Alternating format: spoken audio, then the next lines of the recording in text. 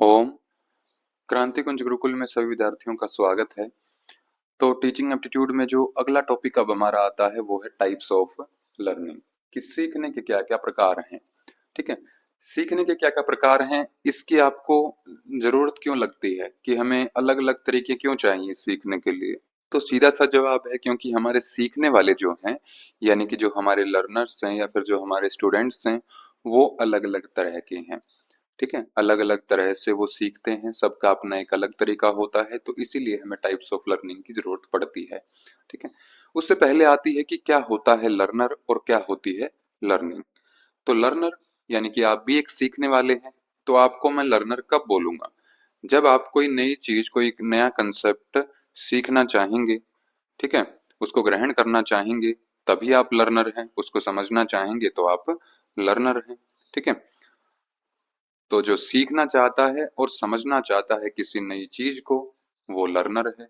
Learning एक process है, जो हम सीखना चाहते हैं या फिर जो समझना चाहते हैं, तो उसी का एक प्रोसेस, कि किस प्रोसेस के थ्रू वो सीखा जाएगा चीज, या फिर किस प्रोसेस के थ्रू वो चीज समझी जाएगी, तो वो हमारा प्रोसेस हो जाता है लर्निंग का।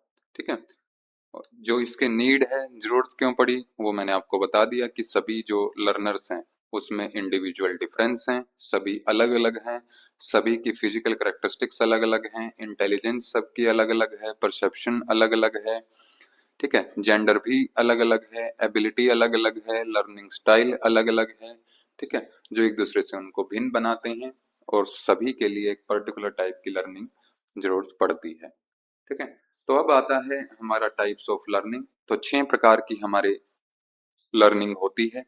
सबसे पहले conventional, situated, assisted, collaborative, latent, और लास्ट में है इंक्वायरी लर्निंग। कन्वेंशनल का आपको बताया जा चुका है, जो अभी तक हम पढ़ते आए हैं। Teacher centred approach, traditional teaching style, वो सारा का सारा आपका कन्वेंशनल लर्निंग है। सिचुएटेड, किसी सिचुएशन में आप कैसे सोच पाते हो, कैसे उस चीज को समझते हो, तो वो सिचुएटेड लर्निंग है। असिस्टेड, की कोई हेल्प आपको कर दे तब आप सीखते हैं, तो वो आपकी असिस्टेड लर्निंग है। कोलेबरेटिव, जब आप सहयोग से पढ़ते हैं, एक दूसरे के साथ मिलकर ग्रुप बनाकर पढ़ते हैं, इसी को एक्टिव लर्निंग भी बोलते हैं, और इसी को लर्नर सेंटर्ड अप्रोच भी बोलते हैं, और इसी को मॉडर्न टीचिंग स्टाइल, ये सारी चीजें कोलेबरेटिव लर्निंग में आ जाती हैं। लेटेंट लर्निंग का मतलब होता है कि आप आज जो चीज सीखते हैं वो कभी फ्यूचर में आपके काम आए, तो वो लेटेंट लर्निंग है। जब आप सवाल जवाब करके सीखते हैं, तो वो इंक्वायरी लर्निंग है। ठीक है, तो ओवरव्यू मैंने आप सबका एक दे दिया है, तो थोड़ा बहुत आपके मन में जो है इसका कंसेप्ट भी बन गया होगा। सबसे पहली कन्वेंशनल लर्निंग, तो इसमें एक टीचर होगा, जो कि हमने देखा था कि ये टीचर सेंटर्ड अप्रोच है। और इसमें दो चीज आपको मैंने याद करवाई थी, कि टीचर जो है एक्टिव रोल में रहता है, सारी रिस्पॉन्सिबिलिटी टीचर की ही होती है, और जो स्टूडेंट या फिर लर्नर होता है उसकी ना के बराबर जिम्मेदारी होती है, ना के बराबर उसकी रिस्पॉन्सिबिलिटी होती है, वो पैसिव रोल में इसमें रहता है। ठीक है, तो जो भी स्टूडेंट्स हैं वो एक फिक्स टाइम पर किसी क्लासरूम में मिलते हैं, और वो जब सीखते हैं ट्रेडिशनल टीचिंग स्टाइल से, तो वो हमारा कन्वेंशनल लर्निंग हो जाता है। अब जो भी आपके जो स्कूल टाइम था, उसमें जो आपकी नॉलेज टेस्ट की जाती थी, कैसे नॉलेज आपकी टेस्ट की जाती थी, जो आपने पूरे साल सीखा, थ्रू एग्जाम्स, कि लास्ट में आपके फाइनल एग्जाम्स होते थे, या फिर क्लासरूम के अंदर जो भी आपके यूनिट टेस्ट या फिर क्लास टेस्ट होते थे, वो सारे आपके कन्वेंशनल लर्निंग में आते हैं, और उन्हीं के द्वारा ही स्टूडेंट की नॉलेज टेस्ट की जाती है। दूसरे नंबर पर हमारा आता है सिचुएटेड लर्निंग, कि स्थित अधिगम, यानी कि किसी स्थिति में, किसी सिचुएशन में आप उस तरीके को, या फिर वहां पर आपका दिमाग कैसे काम करता है। तो ये एक ऐसी थ्योरी है कि जिसमें अब सिचुएशन है, तो वहां पर क्या आपके शब्द काम आएंगे या फिर आपका एक्शन काम आएगा। तो अगर कोई किसी पर्टिकुलर सिचुएशन में आप हैं, तो वहां पर एक्शन काम आएगा। तो एक्शन आता है स्किल्स से। ठीक है, कौन सी स्किल्स, प्रोफेशनल स्किल्स, कि जैसे आप किसी कंपनी में या फिर किसी कॉलेज में जब इंटरव्यू देने जाओगे, तो वहां पर आपके क्या है, नॉलेज टेस्ट होगी। ठीक है, तो वो भी एक तरह से सिचुएशन मान सकते हो आप।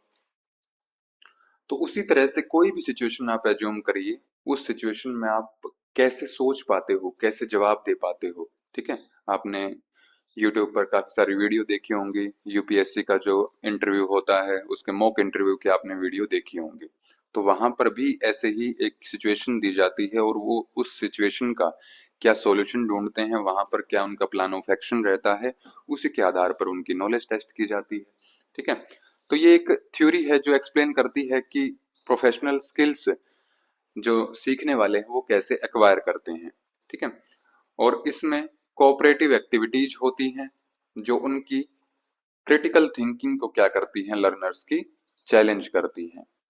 कि आपको ये सिचुएशन दी गई है, इसमें सोचिए मुझे कि बेस्ट आपका रिस्पॉन्स क्या रह सकता है, और आपकी बॉडी मूवमेंट्स, कि आपका जो हाव भाव है या फिर जो आपकी बॉडी लैंग्वेज है वो कैसी रहेगी, वो आपकी काइनेस्थेटिक्स एबिलिटी में आ जाती है। तो ये है सिचुएटेड लर्निंग। अब इसी से रिलेटेड एक शब्द आता है, वो है सिचुएटेड कॉग्निशन। वो क्या होता है, जो हम जॉन डवे की थ्योरी पढ़कर आए हैं, तो वो सेम आप मान सकते हो लगभग। कि सिचुएटेड कॉग्निशन क्या है, कि जो भी ज्ञान हम प्राप्त करते हैं या फिर जो भी नॉलेज हम नई नई नॉलेज का निर्माण करते हैं, वो तब तक नहीं हो सकती जब तक हम किसी के साथ बाहर क्या नहीं करते, इंटरेक्शन नहीं करते हैं। घर में बैठकर हम नए ज्ञान का निर्माण नहीं कर सकते, हमें लोगों से बात करनी पड़ेगी, कल्चर को समझना पड़ेगा, वहाँ के एनवायरनमेंट को समझना पड़ेगा। ठीक है, तो ये हमारा सिचुएटेड कॉग्निशन होता है, कि जो थिंकिंग है, जो सोचना है, और जो लर्निंग है, जो अधिगम है, ये एक तरह से समाहित है, यानी कि उसी के अंदर आता है। किसके अंदर आता है, सोशल कॉन्टेक्स्ट क्या है, सामाजिक संदर्भ क्या है उसका, शारीरिक संदर्भ क्या है, और सांस्कृतिक संदर्भ क्या है किसी भी एक सिचुएशन का। ठीक है, ऐसा नहीं कि जो हमने सोच लिया वही केवल सही है, वही केवल सत्य है। जब आप दूसरे लोगों से बात करते हैं तो ये आपके साथ हुआ भी होगा कि जो आपने पहले से कुछ मान्यताएं किसी चीज के बारे में बना रखी होंगी, जैसे ही आप घर से बाहर निकलते हैं, दो लोगों से मिलते हैं, बातचीत करते हैं, उनकी बात सुनते हैं तो उनकी बात सही लगने लगती है, आपको लगता है कि मेरे से बेटर इसका जो है व्यू है, तर्क है इस नॉलेज के बारे में।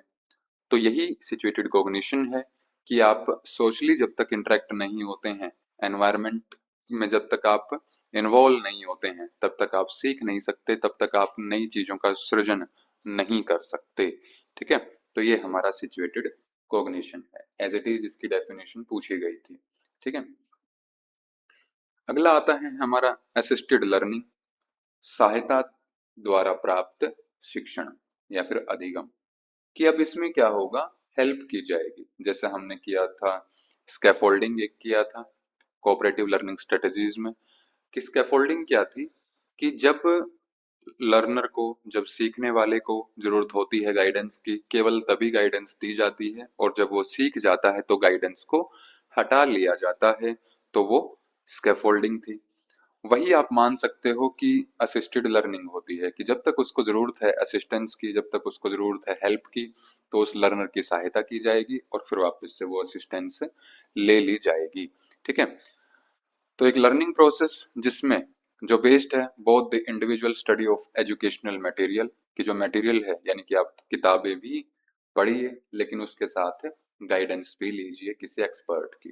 ठीक है, तो जो भी ट्यूटर है, जो भी ट्रेनर है, ठीक है, तो आप यहाँ पर हैं क्योंकि किताब तो आपके पास होगी, यूजीसी नेट फर्स्ट पेपर की कोई भी बुक आपके पास हो सकती है, तो क्या आप केवल बुक से पढ़कर तैयारी कर सकते हैं, तो जवाब है कि नहीं।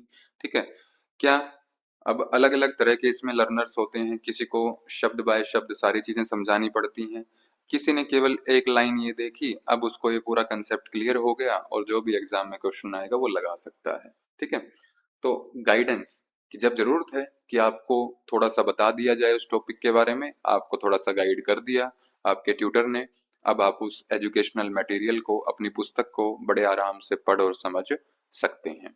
तो ये असिस्टेड लर्निंग होती है। 4 नंबर पर आती है कोलेबरेटिव लर्निंग, जिसको एक्टिव लर्निंग भी बोला था हमने। ठीक है, और लर्नर सेंटर्ड भी बोला था, लर्नर सेंटर्ड। अब इसमें जो हमारी कन्वेंशनल लर्निंग थी उसके अपोजिट होगा कि इसमें टीचर अब पैसिव रोल में होगा और जो स्टूडेंट होंगे या फिर जो लर्नर होंगे वो एक्टिव रोल में इसमें हो जाएंगे। ठीक है, तो इसमें जो भी स्टूडेंट्स हैं वो एक दूसरे के साथ ग्रुप बनाते हैं, एक दूसरे के साथ सहयोग से सारी चीजें सीखते हैं। छोटा सा एक ग्रुप बना लेंगे और जिसमें सभी की एक्टिविटी या फिर सभी का पार्टिसिपेशन जो है वो इंश्योर किया जाएगा। उसके लिए हम अलग अलग तरीके देख चुके हैं, फिश बाउल था, ठीक है, राउंड रॉबिन, स्टॉकिंग चिप्स, वो सारे आपके कोलेबरेटिव लर्निंग में आते हैं कि सभी का पार्टिसिपेशन भी इंश्योर हो गया, कि सभी का नंबर आ गया अपनी बात रखने का। ठीक है, तो इससे एक दूसरे के बारे में या फिर एक दूसरे के पास जितनी भी नॉलेज है उस पर्टिकुलर सब्जेक्ट के बारे में वो हमें कम टाइम में ही पता चल गई।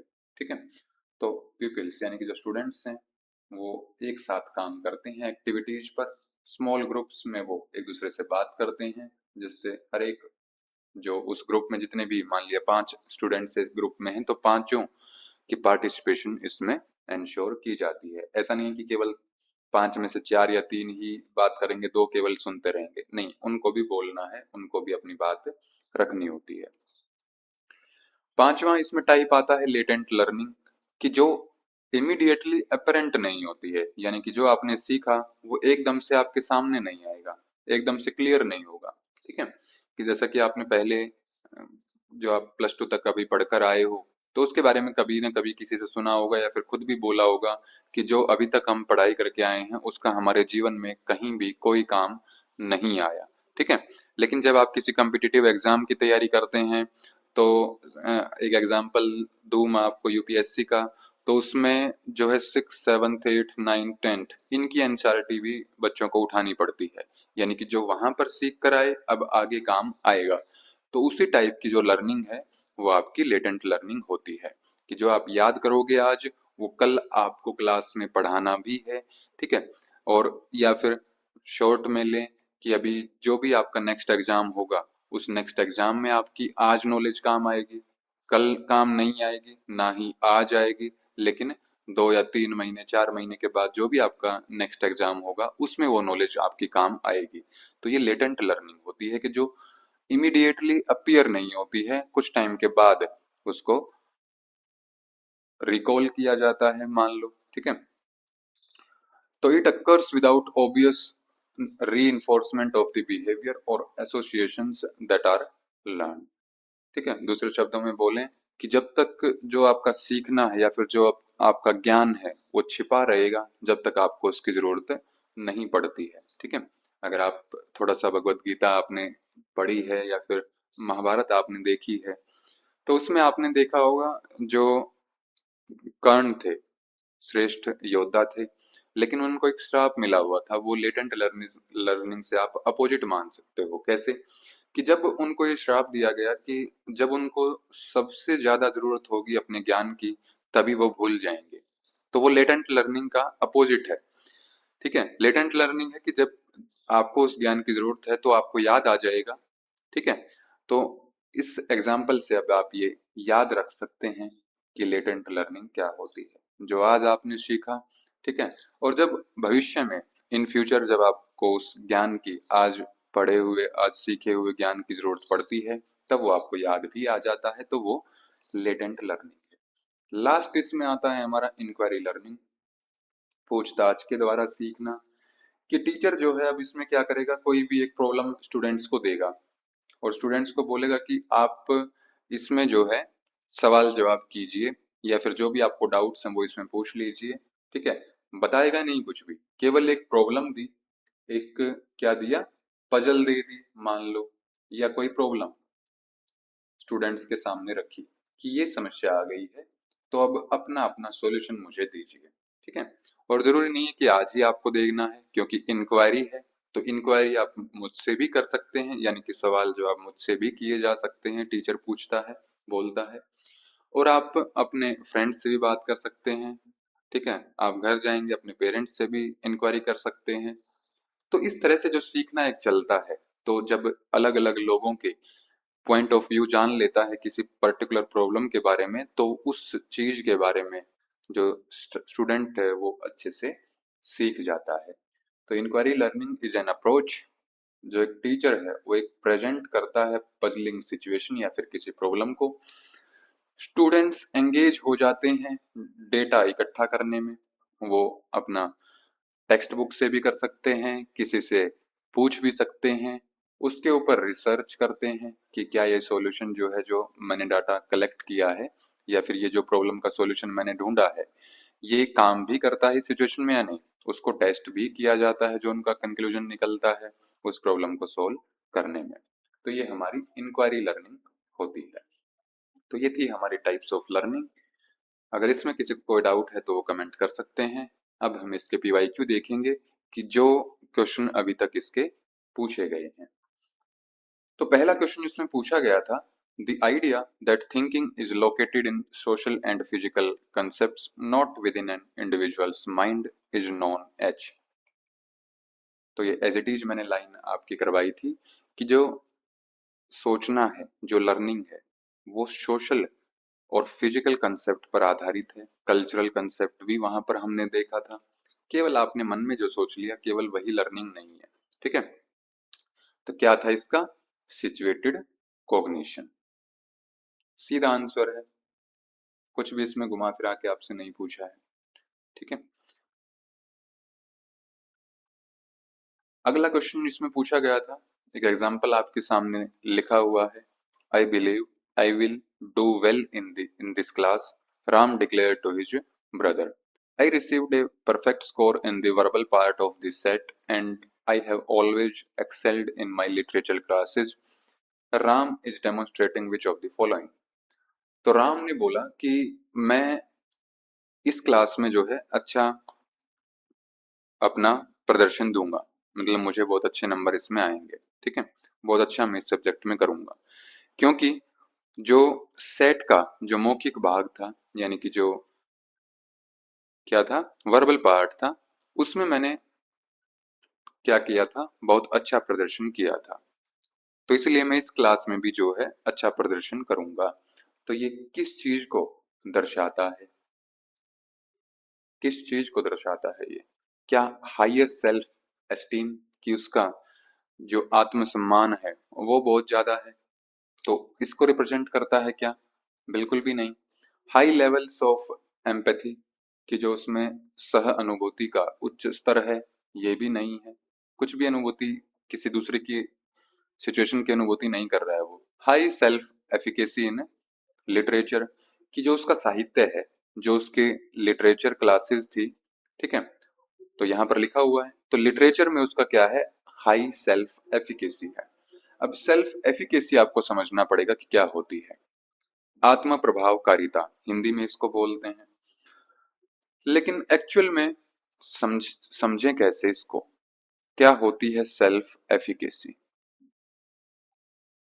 ठीक है, क्योंकि अब आपने देख लिया आंसर, तो अब आपको मिल गया होगा कि थर्ड थर्ड ऑप्शन इसमें इसका करेक्ट होगा। लो तो होगी नहीं, क्योंकि उसने बोला कि मैं अच्छा करूंगा। ठीक है, जब नेगेटिव बोलता तो लो सेल्फ एफिकेसी उसके बोलते, लेकिन अब वो पॉजिटिव बात कर रहा है अपने बारे में कि मैं अच्छा प्रदर्शन करूंगा, तो हाई सेल्फ एफिकेसी होगी। लेकिन सेल्फ एफिकेसी होता क्या है?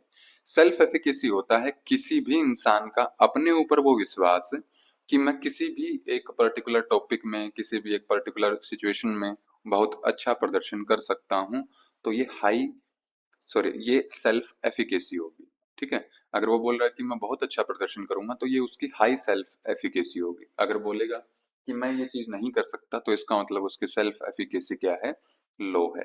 ठीक है, तो आप लिख सकते हैं कि persons believe in their own ability, persons believe in their own ability to understand या फिर टू सक्सीड, कामयाब होने की, इन स्पेसिफिक, किसी स्पेसिफिक सिचुएशन में, किसी स्पेसिफिक टास्क में। ठीक है, तो ये सेल्फ एफिकेसी होती है। तो थर्ड ऑप्शन इसमें इसका करेक्ट हो जाएगा। अगला क्वेश्चन इसमें आता है, the learning in which a new behaviour is acquired but is not demonstrated until reinforcement is provided is known as, कि एक ऐसा सीखना कि जिसमें नया बिहेवियर तो उसने सीख लिया, नया व्यवहार उसने सीख लिया है, लेकिन वो जब तक सामने नहीं आएगा, जब तक रीइंफोर्समेंट नहीं होगा, यानी कि जब तक उसको कोई फोर्स नहीं करेगा उस चीज को याद रखने के लिए या फिर याद करने के लिए उस बिहेवियर को, तब तक वो बिहेवियर, उसका नया बिहेवियर सामने ही नहीं आएगा। तो इसको क्या बोलेंगे हम? तो जब जरूरत पड़ती है, जब हमें जो चीज याद आ जाए, तो वो लेटेंट लर्निंग होती है। ठीक है, तो इस तरह के सिंपल क्वेश्चन इसमें पूछे जाते हैं, आपसे डायरेक्ट क्वेश्चन आते हैं। बहुत ही अच्छा टॉपिक है। ठीक है, तो ये हमारा टॉपिक यहाँ पर कंप्लीट होता है। तो बार बार आपको बोलते हैं कि जो भी आपको डाउट है तो आप कमेंट करके पूछ सकते हैं। ठीक है, आज के लिए हम इतना ही रखेंगे। ओम श्री गुरुभ्यो नमः। ओम शांति शांति शांति। सभी को ओम